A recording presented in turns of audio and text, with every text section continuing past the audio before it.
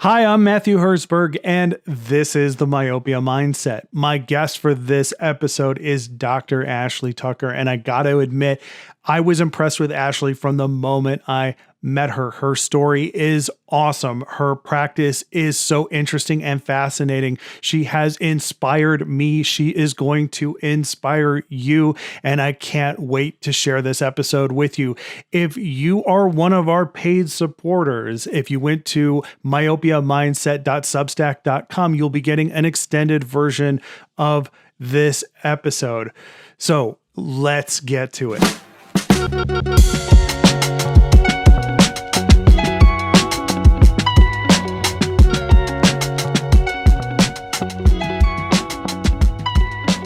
All right, welcome to the Myopia Mindset. This is the podcast about inspiration, motivation, and education to help you on your path towards success in myopia management.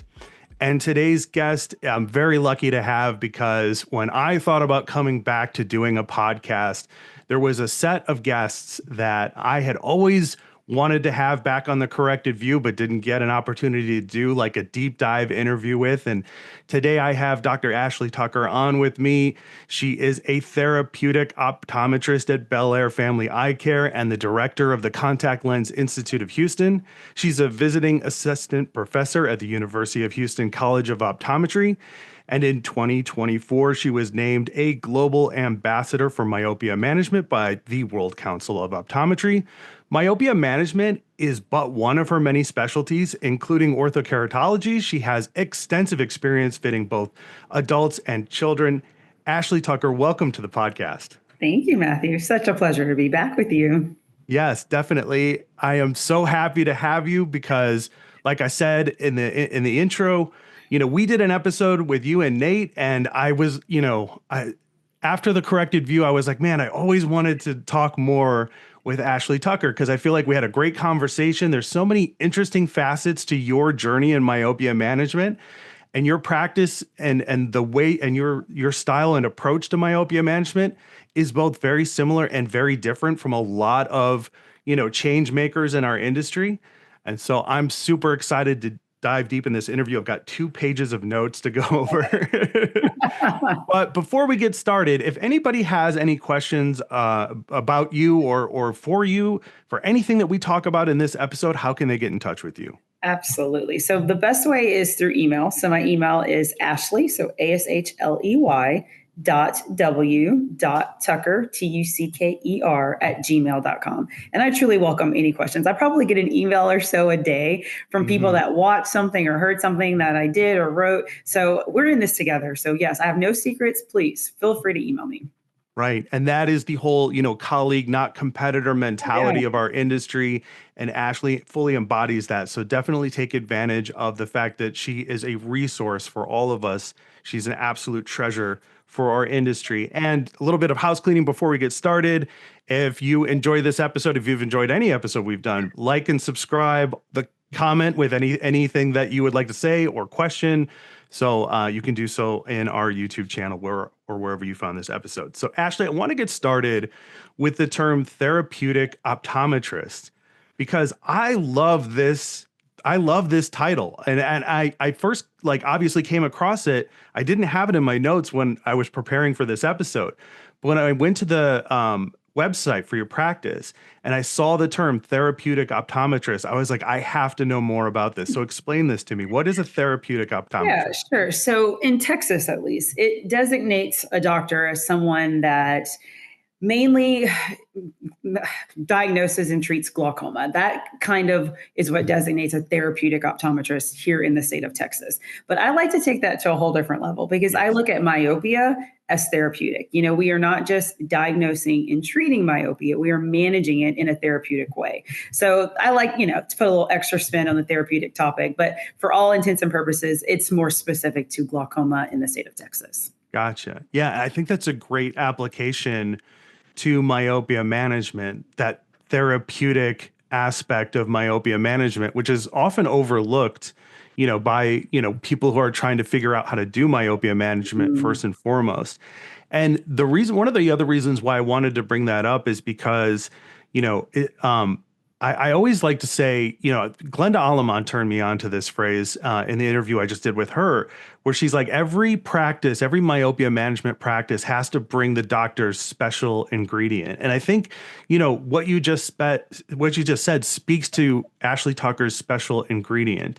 So that's where I want to start. Based on the therapeutic optometrist, what do you bring that is uniquely you to your practice, and how have you developed it in myopia management? Sure. So I'm in a big practice. So currently there are 6 of us. So we all practice primary care optometry, but we all have that little, like Linda would say, special ingredient. So for me, I would say specialty contact lenses is my love, my passion. It's what gets me excited to go to work every single day.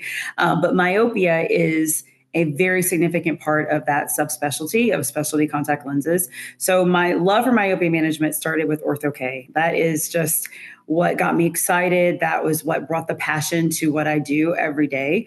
Ortho-K has that magic factor, Yes. that little special something that gets parents and patients excited.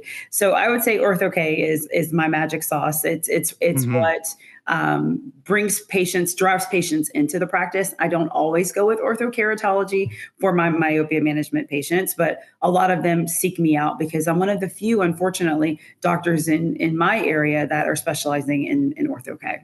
Right. And you kind of cut your teeth on adult Ortho-K, if I Oh yeah. remember correctly. Is that Yeah. true? Oh yeah. So I always get from parents, well, do you do this on adults? Do you just do this on kids? And most of the parents that have myopic children, they're also presbyopic. That's a whole different animal. So, I Right. let them know, like, yes, if you're myopic, absolutely I can do orthokeratology with you. But I have a lot of young myopic patients that are not pediatric, like 19s, 20, college age, or even people that are embarking on a career that have never really had to wear correction.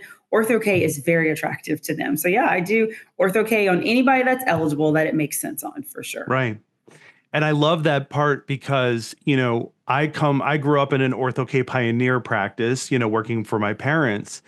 And, you have this particular quality that you are part of the new gen, Right. but you have this old gen quality, the pioneer gen of like doing Ortho-K in adults at first, because I remember when Herzberg Optical, when we were first doing Ortho-K in the very early days, it was like police officers, pilots, adult athletes, and then we started to fit children. And I always think it's this weird paradox now in our industry, because a lot of docs who are seeing success with children then have that moment that you just described where the parents are like, wait a minute, can you do this for me as well?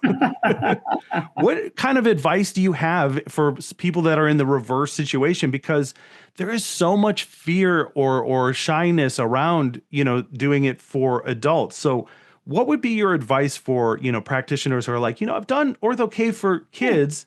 How can I get started with adults? Oh gosh, I feel with adults it's pretty straightforward. It's a lot easier than dealing with children, Okay. whom I love. I do want to say that I love doing Ortho-K in children, but adults you can reason with them, you can rationalize with them, you can let them know what to expect very systematically, and you go into it knowing whether go into it pretty confidently. Like after having this conversation with them, they're going to be all in. They're going to be able to adopt to this pretty easily. With Right. children, you can have that same conversation, but you really don't know how that's going to go. So if you're confident already in doing it with children, adults are so much easier. Just the sheer fact that we have that maturity level, that ability to talk and discuss the pros and cons, and you can pretty much handpick who you want to offer orthopedics Hmm. when it comes to an adult. With children, for me at least, I like to talk about all the options and have an informed conversation with children. But for adults, I'm not offering orthokeratology for everyone. I can see the personality type that I like, and then I will Hmm. I will offer it, setting myself and them up for success. Right. Yeah. I love what you just said there, and I want to explore it more. You have established who are the patients that you want to work with. I think that's super important because, especially when you're starting out, you're like, I want to do this with, for anyone. I'm just hungry to Right. get a couple of cases. And I think when you get to your level, it's important to be like, okay, I need to profile who my prospective patients are. Why is that? Like, share with us, like, how you came to that conclusion and what the benefits are of Yeah. doing that. For sure. We all like to feel successful. We like the wins. The losses don't feel great. So Hmm. I've always taken that perspective that I am going to handpick which sort of modalities I want to do for each patient. I'm not going to offer orthokeratology, and at least for me, to a -8 myope. I just know that's going to be a challenge. That's going to add a lot of stress to my life and the patient's life. Or I'm not going to offer orthokeratology to the patient that is cringing in their chair at the thought of contact Uh-huh. lenses. So it's a beautiful thing to be able to sit back, look at the patient for what they are, who they are, have an informed conversation with them, and again, handpick who I think will be most successful. Now, when I was early on in practice and starting orthokeratology, I wasn't that discerning. I had a lot of losses. I had to figure out what my limitations were, what my strengths were, Right.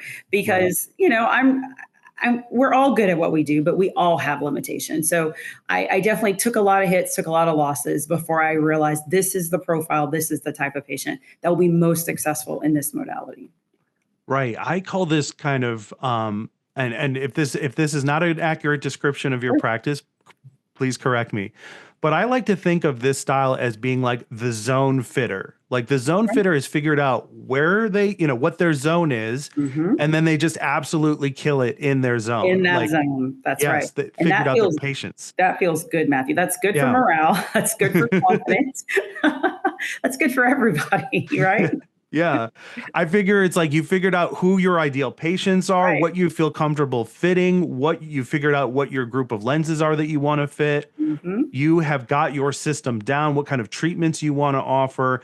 And then zone fitters figure out who they are, and then they just start killing it in their They go zone. for it. And Exactly. you sound like a perfect example of that. Like, I don't know what to call it, archetype probably, but your practice is kind of a combination of like there's definitely, if I remember, there's like the concierge boutique Mhm. aspect of it. It has very like high value thematic and aesthetic elements to it, and also it has a huge pediatric component to it Yes. as well. And this is something that I absolutely love amongst many things about you and your practice is like how these two things come together because I think a lot of docs starting out in myopia management want to, go the route of like their practice being like bright colors and kids' toys Yeah, everywhere. And yeah. there's nothing wrong with that. Nothing. But I love to also highlight the boutique experience. Mhm. So tell us more about that.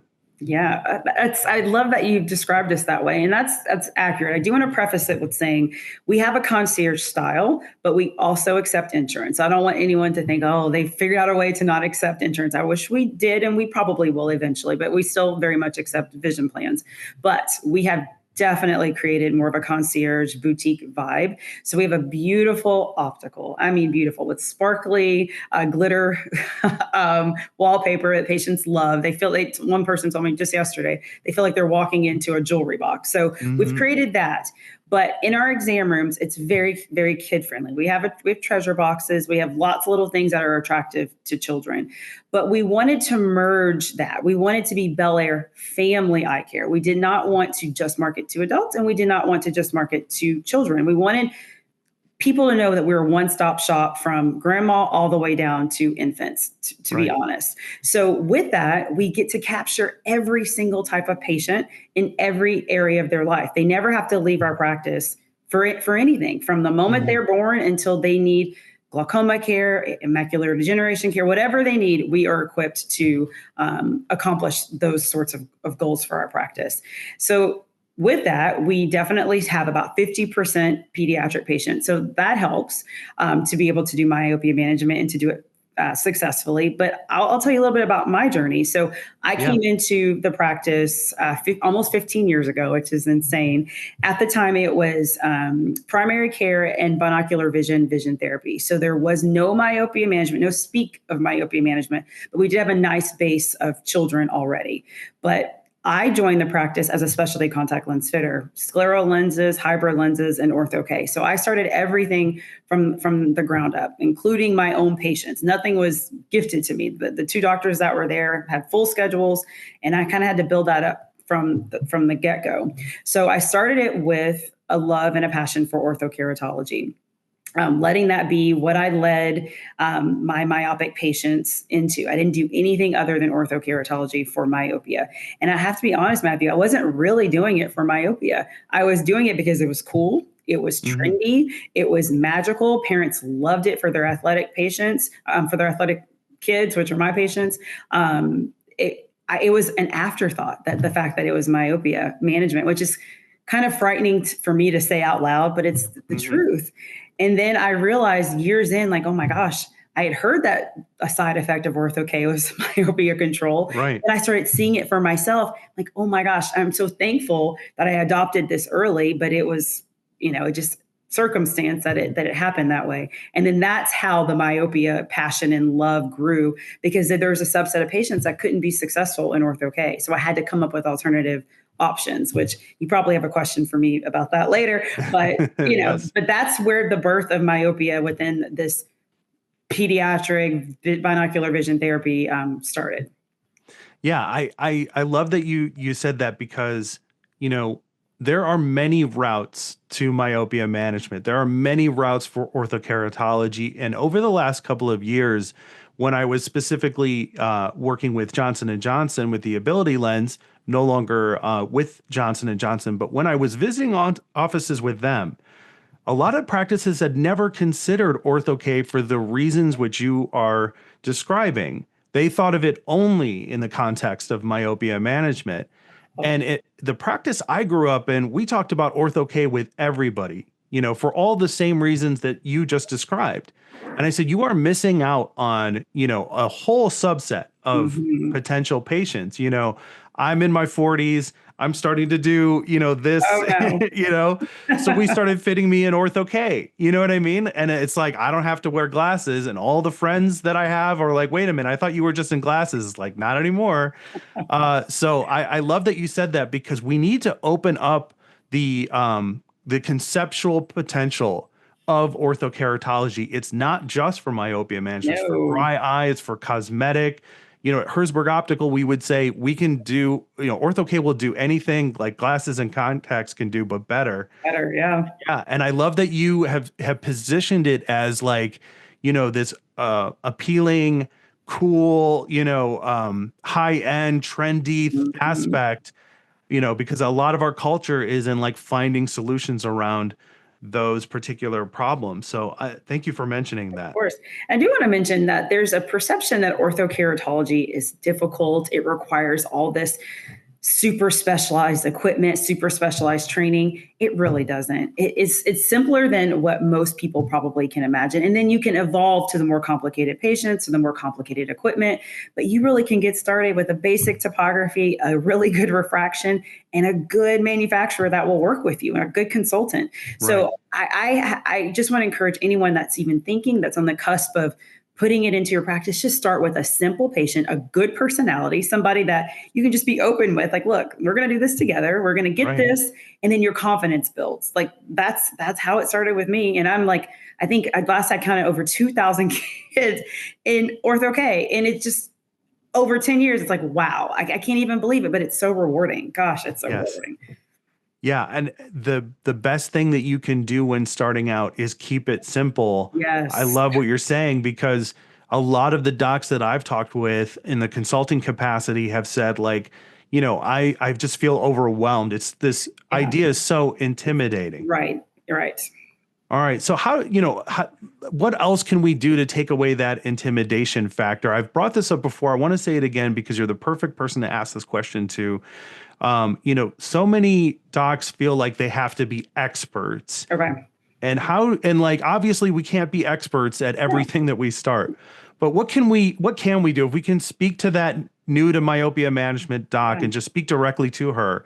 What kind of things can we set her up for success with? Like, you don't have to be the be all end all expert. What kind of advice do you have for her? Yeah, I would like to humbly speak on the fact that it's interesting that you call me an expert. Maybe you are or not. I don't know, but I have a lot of experience.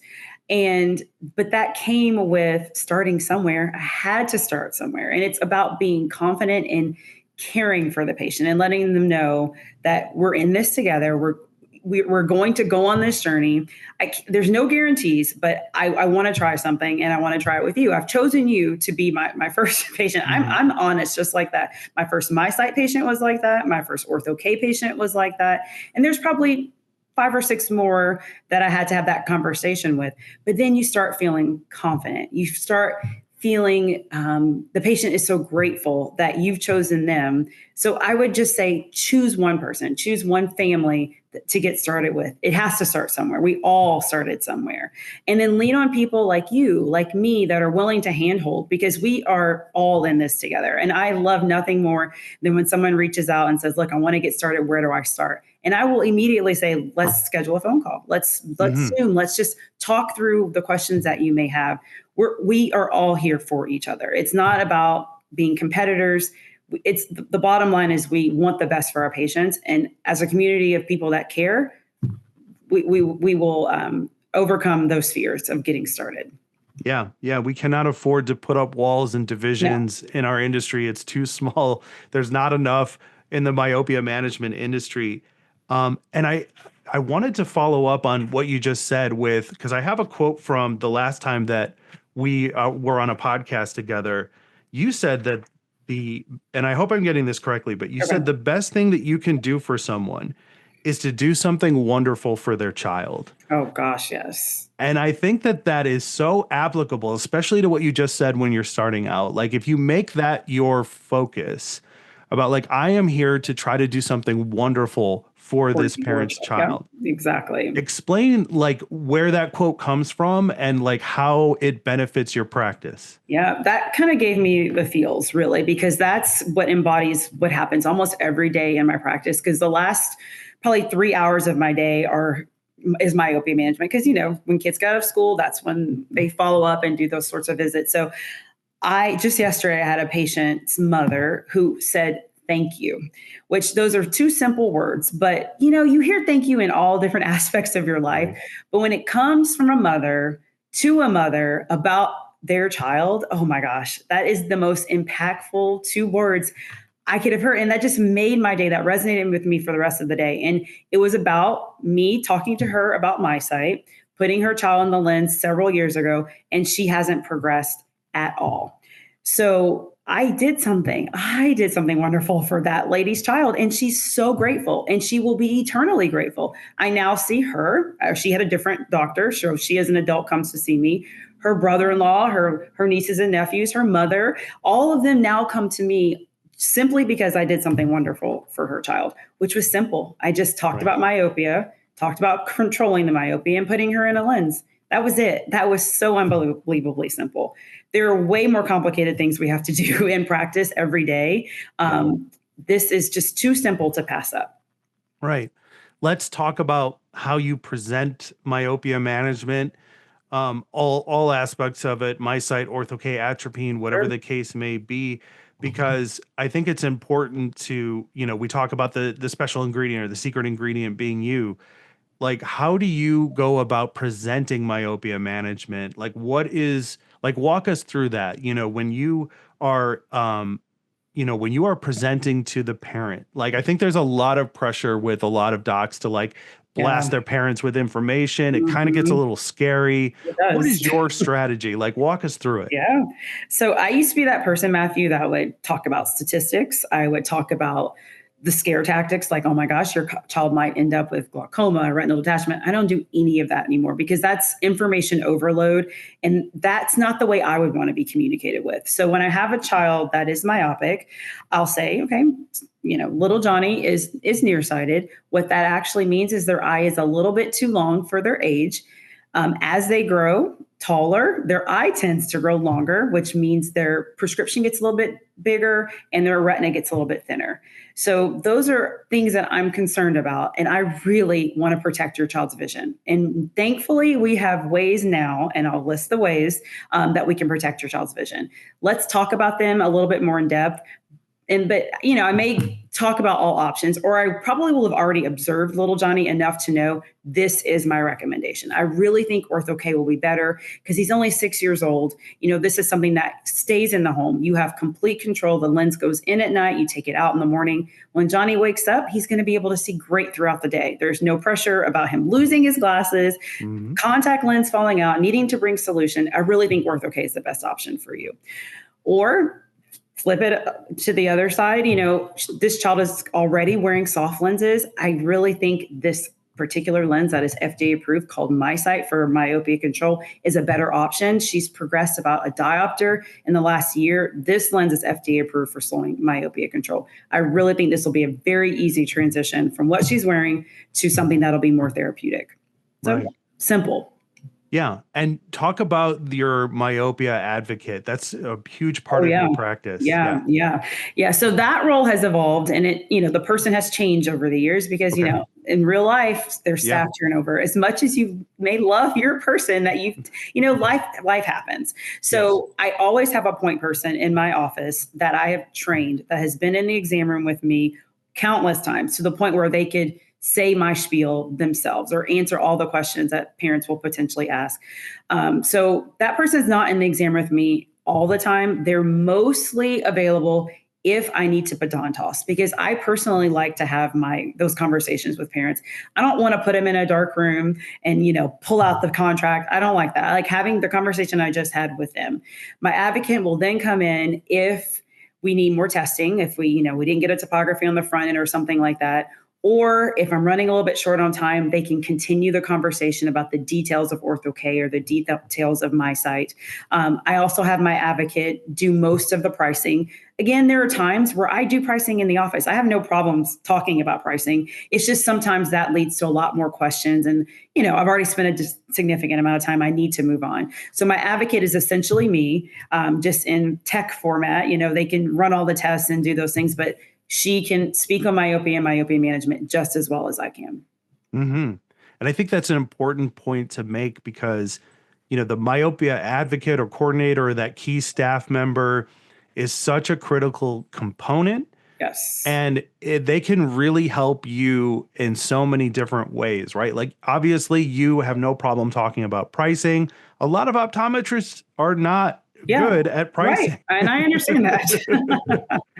I just feel like it's more authentic when I'm talking about everything. I'm creating the value, and then I'm telling them the price. And I say with a straight face, I'm not apologetic, because I stand behind the fees. The fees include all of this, and most parents are like, okay, I really don't have much pushback. And I just feel like it feels more, again, authentic to come from me. One more thing I want to say about the advocate is that they will plant the seed about myopia management during the pre-testing process. So, when they're in the exam room checking vision and the child sees 20/50 with a -1, -150 auto refraction, I have advised my advocate to speak on myopia control and myopia management. Just briefly, like, have you ever heard of this? Dr. Tucker will give you more information on how we can control this from getting worse. That little nugget has the wheels turning, and parents can hardly wait until I come in. They don't even want me to refract. They want to talk about myopia management immediately. I'm like, can I just refract little Johnny first? I don't say that. I'll start talking about it. But that little nugget creates a beautiful pathway to organic conversation, and not just a salesy kind of, awkward conversation. Right. Yeah. And the practice I grew up in, we worked on patients for 5 years on average before we saw a turnaround back in the day.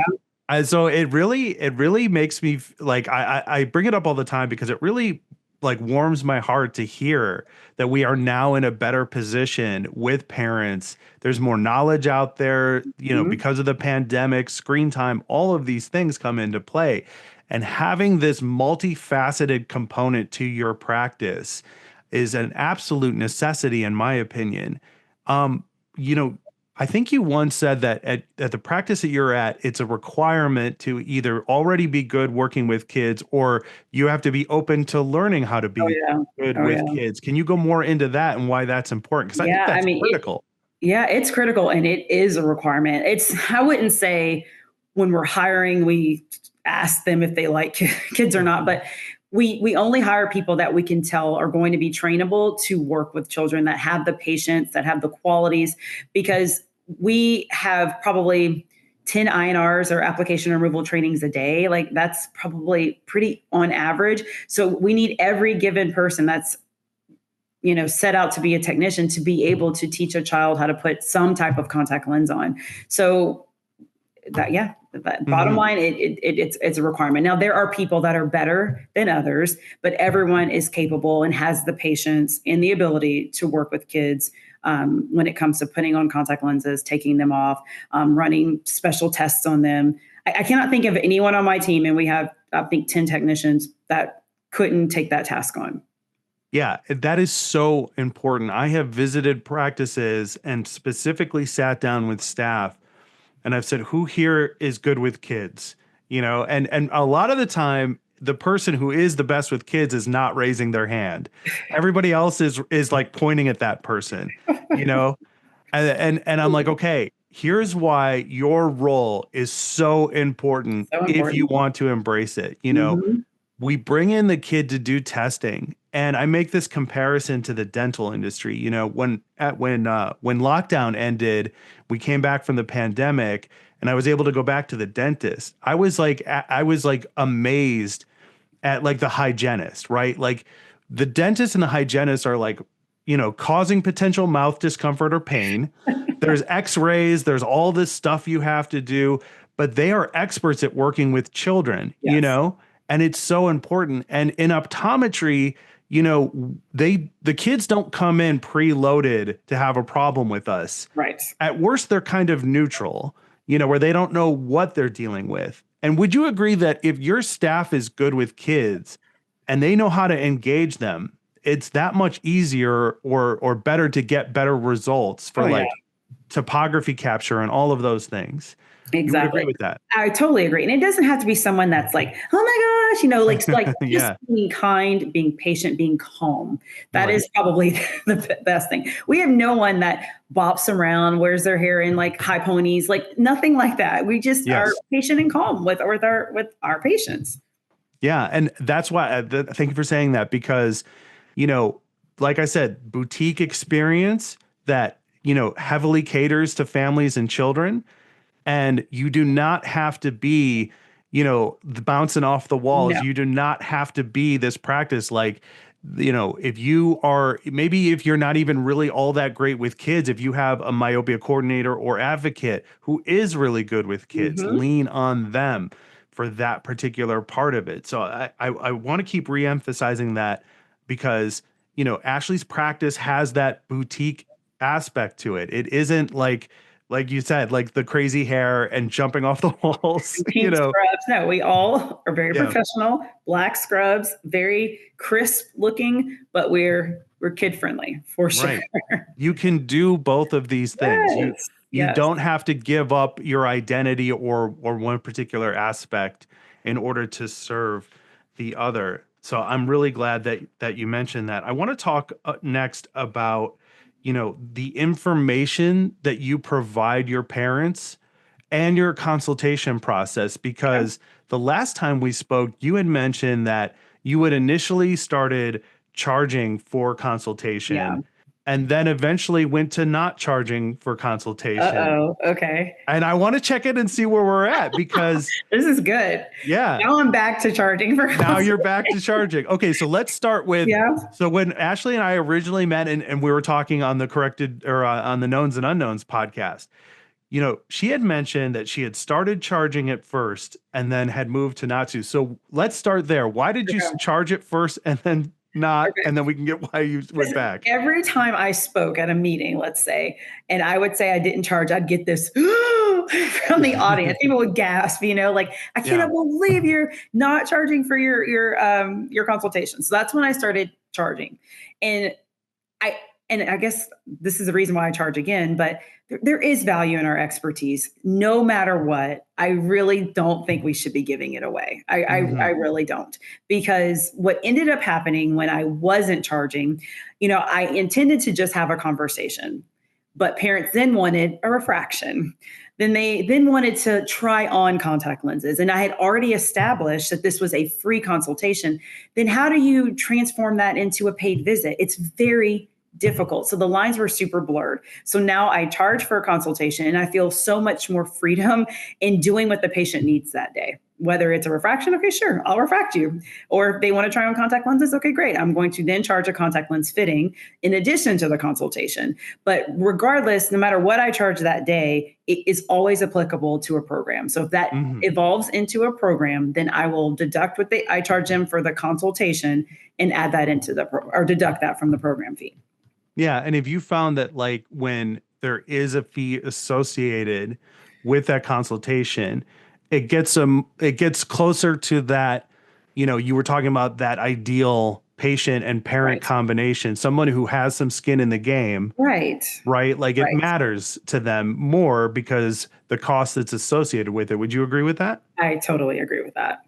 Awesome. Yes. Now, I don't want to talk about fees specifically, but I do want to talk about charging appropriately, and I can only imagine that as part of the boutique experience, there are the appropriate fees to compensate doctors and the staff and the practice as a whole. And I want to really delve into why that's important, because over and over again, I hear about this, about, I like the myopia management doc who's just starting out. She says, I don't really feel comfortable charging this amount because I'm just learning how to do this. Oh, okay. And I don't feel like I'm justified in order to charge what seems like a high amount. And I say, that's very understandable, but I think you should charge that full amount. And if you're not going to take it from me, take it from Ashley Tucker. Yes. Why is this so important? Because it so is. It so is.